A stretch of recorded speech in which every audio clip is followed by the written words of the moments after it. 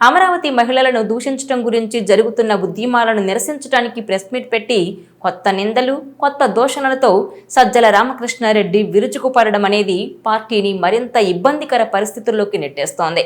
KSR షోలో కృష్ణంరాజు అనే journalist Amaravati గురించి చేసిన వివాదాస్పద వ్యాఖ్యలు ఇటీవల రాష్ట్రమంతా దుమారం రేపాయి.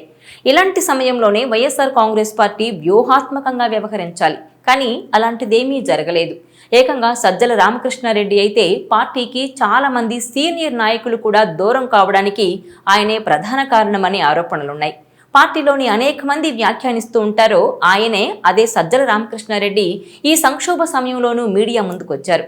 ఇప్పటికే జర్నలిస్టు కృష్ణంరాజు ముట్టించిన అగ్నికి మంటలు చెలరేగుతున్నాయి. ఆయన చేసిన వ్యాఖ్యలకు తమకేం సంబంధం లేదని ఆ మీడియా కవర్ చేసుకోవడానికి ప్రయత్నిస్తోంది. అదే టైంలో సజ్జల మీడియా ముందుకొచ్చి నిరసనకారులను పిశాచాలుగా, రాక్షసులుగా అభివర్ణించారు.